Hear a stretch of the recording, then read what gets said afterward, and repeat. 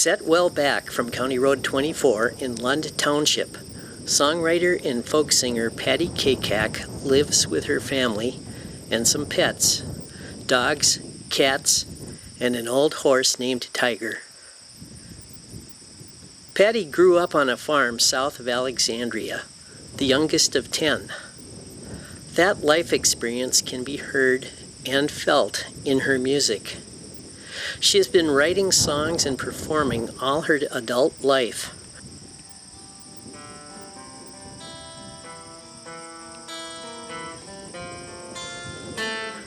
Working in the tradition of many great American folk musicians, she has often dedicated her music to causes that she is passionate about.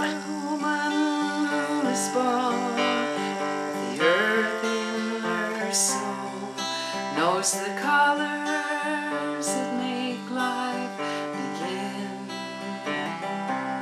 and she knows how they flow from birth to their death, then flow back to birth once again. And she knows that the secrets of living forever may be found where the wild flowers bloom.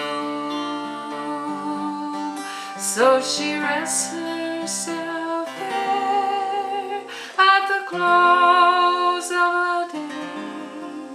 She makes love to the man in the moon.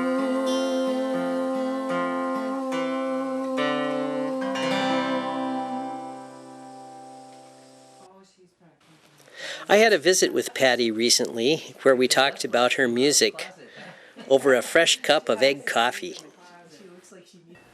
Well, Patchwork Quilt, or Patchwork I should say, Yeah. was one of your earlier CDs, and you've got looks like you had a few performers with you on that CD. Can you tell us a little bit about the music that's on this one? Well, this is kind of, I was at the time doing with music with the Pine Tones, so they are on it also.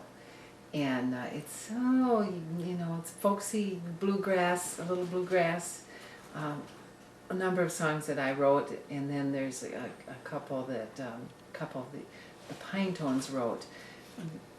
There's two songs, well, several songs are popular, but the two most popular are I Love Butter and Thin Ice. Oh, Thin Ice. Yeah, they're humorous. Is that one of Bruce's? Yeah. Okay. Yes, Bruce and Terry Kennedy wrote that one. I think I remember that. Going through the ice in Minnesota. But the one that sticks in my head is I Love Butter. I Love Butter. It's my most popular song, most requested, most popular song.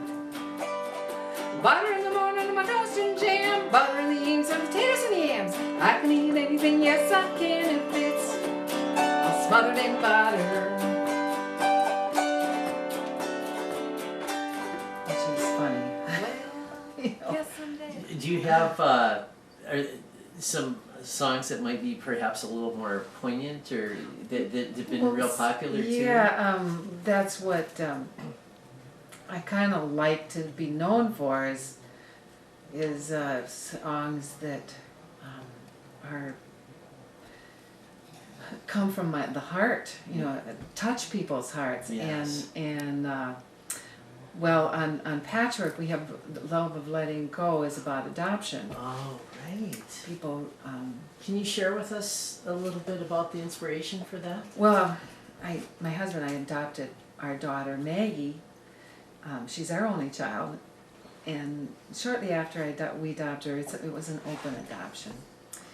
And I was thinking about the birth mother, how difficult it must be to let go of the baby, and that was the inspiration of writing The Love of Letting Go, because that's probably the hardest for us all, lesson for all of us to learn is how to let go. Yeah. And it's the strongest love that we can have. Mm-hmm. So. Tell us about Sowing Seeds. Now this one's kind of a different cover design. Well, Maggie my daughter Maggie drew right. that of, this is when I was doing music with, as part of the Grain Girls. and my partner Jody Ritter and I did the Granary Girls. Maggie drew us when must have been First grade? First grade, Yeah. when she drew that, yes. And that was Granary Girls' first album.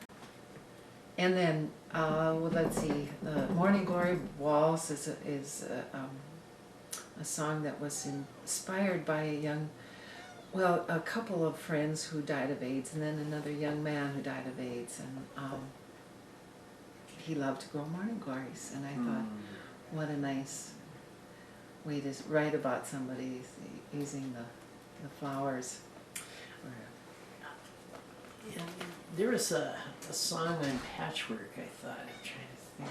Yeah, the patchwork quilt. Patchwork quilt. That was another really touching song. Which is a song about that I wrote for a play about the AIDS quilt. And it was, of course, I'm a quilter too, and the idea of using the quilt as a metaphor for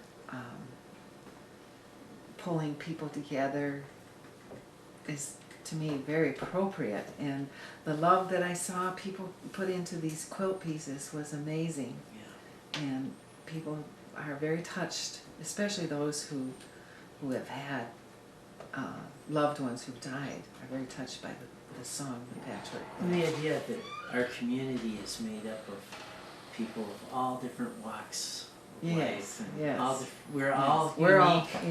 We're all a little square on the big patchwork quilt of life, right? Yes. Yeah. Yes. I love that song. Yeah. That's very. And then the Wild Roses. That's the latest album, and the songs that the most popular song on that album is "I Wanted to Be a Cowboy," which is a song that was written at Evansville School with the Evansville. I think it was the 6th graders, 5th and 6th graders. Walter was a farmer who came in and told his life story, and the first thing he said to the kids was, "You know, when I was a kid, when I was a little boy, I always wanted to be a cowboy, but then I went to war." And it struck us that was the theme for his song. So it's his song, it's his words. We just put those words together. Passed away that night in a wilderness, cold and dark, and I wanted to be a cowboy. Instead, I went to the war, so I came back to be a farmer, to grow food for the poor,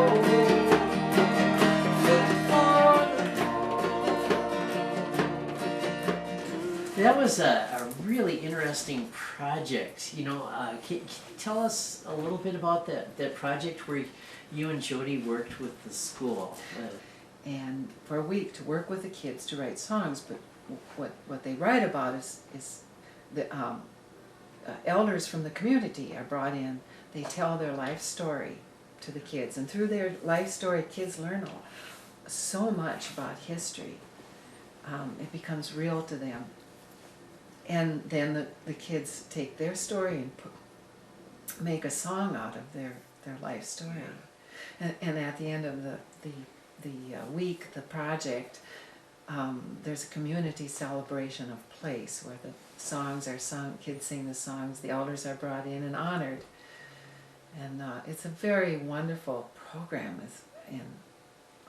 So you've done that in several communities, haven't you? North Dakota? North Dakota, quite a few in North Dakota, a few in Minnesota. Nebraska? Nebraska, yes. I quit doing them once Jody left. I kind of miss it though. Yeah. Because it's a really great project.